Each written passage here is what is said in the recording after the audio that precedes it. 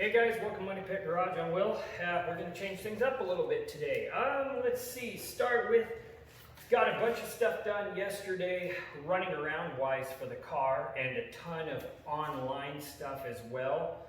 Trying to get parts ordered. ECS seems to be the one that I'm going to get a majority of my parts through.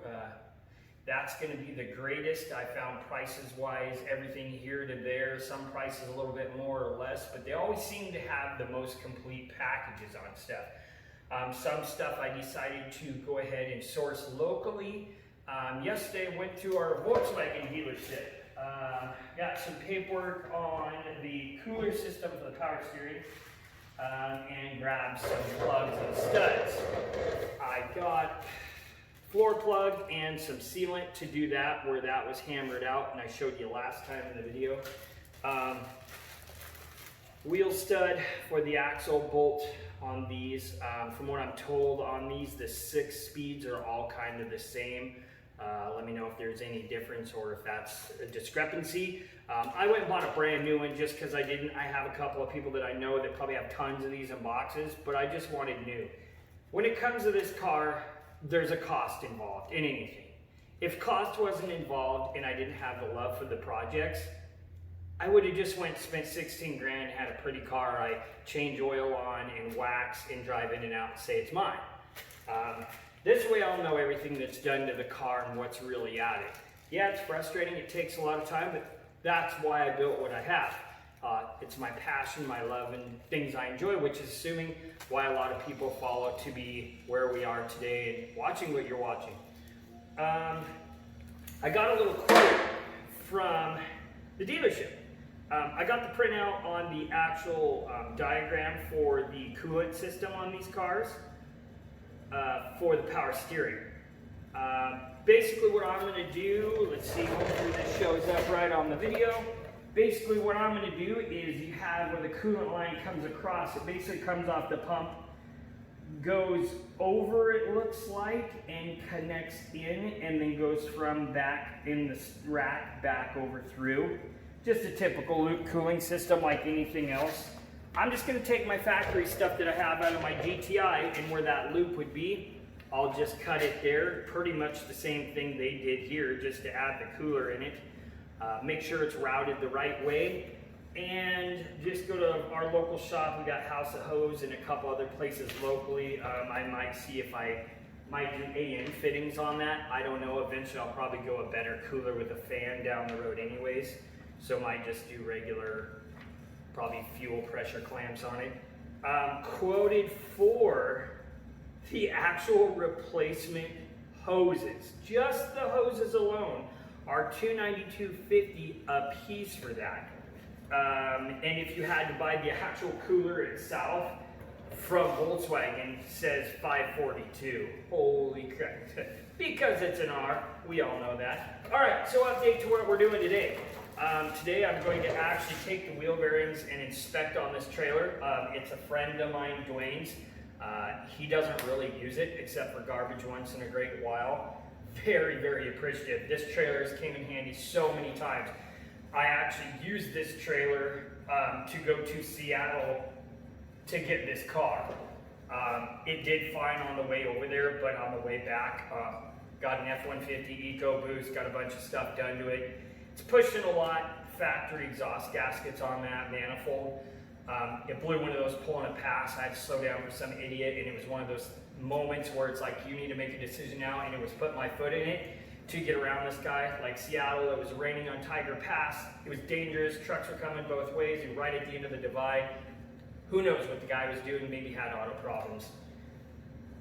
So that being said, with that short little story involved in that, I'm going to go through and inspect these, and I'm going to go to CEM Lifts. They're out of here locally, out in Idaho. It's about a 45-minute drive. They have lifts. Their prices are comparable to anywhere else. They're not even far off from the eBay junk that sells on there. And by junk, I mean it's just not the same quality. I'm choosing to spend a couple $100 more to support local, especially with where things are now. We're not even going to go there. I found it best just to source something locally. That's what I'm going to do, and I feel passionate about. It's hard, especially when the situations that we're in now financially or anytime. It's always easy to go, I'll get the cheapest thing. But sometimes you gotta dig a little deeper in your pocket and realize it supports local businesses. My dad had his own business for 16 years, and come and go of some customers in auto repair.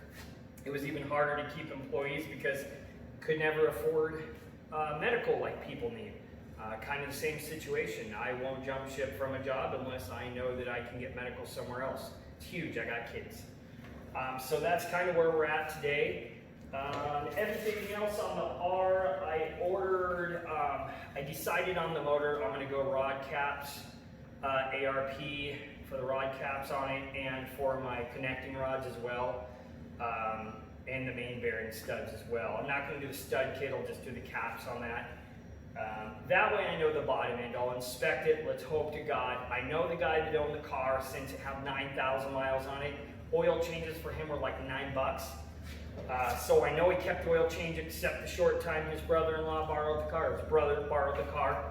It was very well taken care of. I've driven the car many times over the years.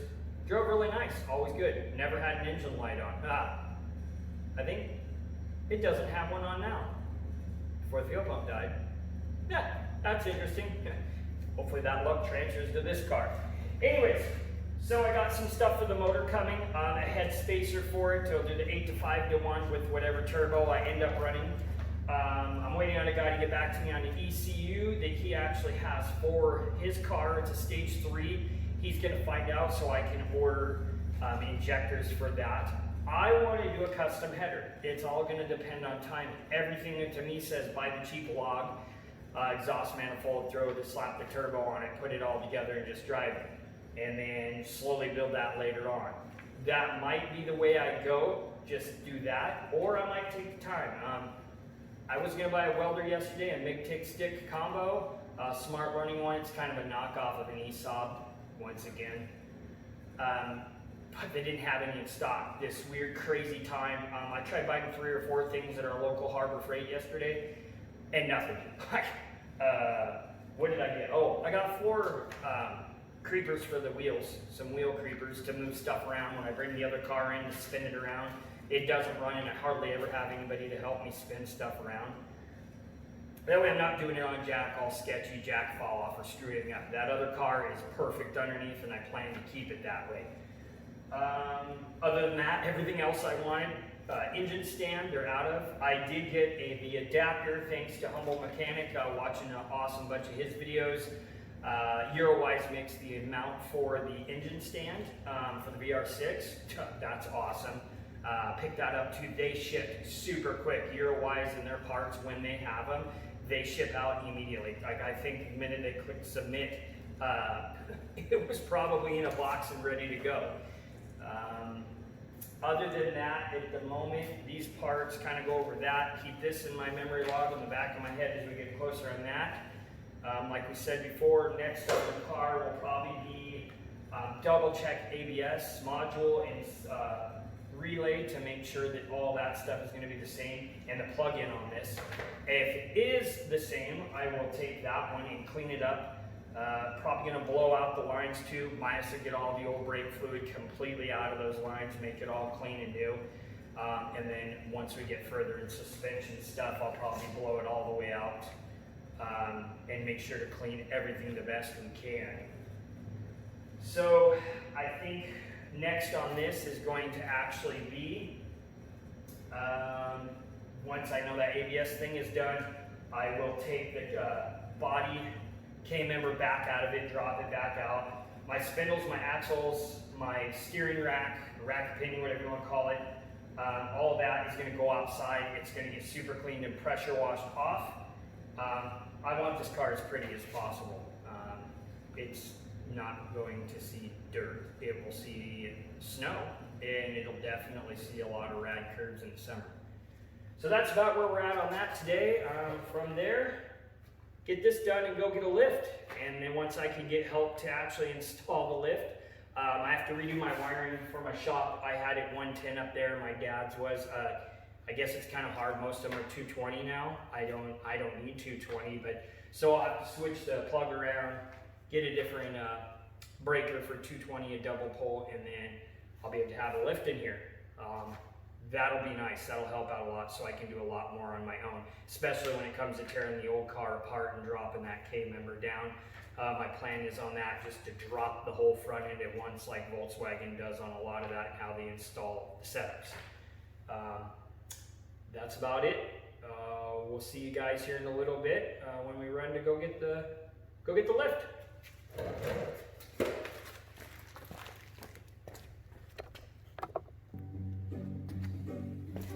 Hey guys, a little update on here. Just like see, I took the hub off. I'm going to do one on this side since this looks good. I actually looked through this hub and these bearings are tight. There's very minimal play. I don't get no real lash out of them at all as far as that goes. When I look at this, it looks like at one time there may have been water in these. It has a little residual water. But when you look at this in general, it's in pretty decent shape. These ones have the dust shield still good. The back side of the bearing, the back bearing is full of grease. This front one was full of grease. There's not really there's no bluing at all in it at all. There's none on here other just regular race wear. I'm pretty impressed. As we all know, most people do not take the time to do this. How many times I've seen in 11 years of driving truck, nice cars on the back of trailers on the side of the road missing a wheel. Take your $100,000 car and they stick it on a $3,000 trailer that lost a $7 wheel bearing because they didn't check them. I'm actually just as ignorant. I can't say I'm 100% perfect. I actually didn't do it when I borrowed this trailer to go get my car. But I did check. I jacked it up and I looked to make sure the wheel bearings didn't have a ton of play, and I listened to the races and spun it, and it was good. That side though, being the apex of the road, being the passenger side, I'll check that one a little bit more to make sure and inspect, because you're going to get more of a load on that side of the trailer. I'll get back to you guys after we check that side and see what it looks like. Hopefully leaving soon to go get a lift. I'm beyond excited.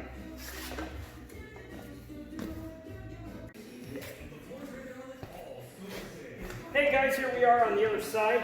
Took the time to take it apart. It actually is a newer hub on this side. It looked amazing and great and everything, and works great.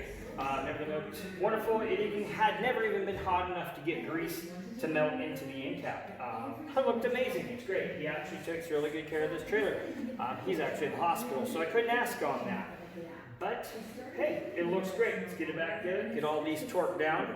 I'm going to paint these hubcaps, these Toyota hubcaps that are on here real quick, and then we'll jam out and grab a tray, grab a lift. See you guys in a bit.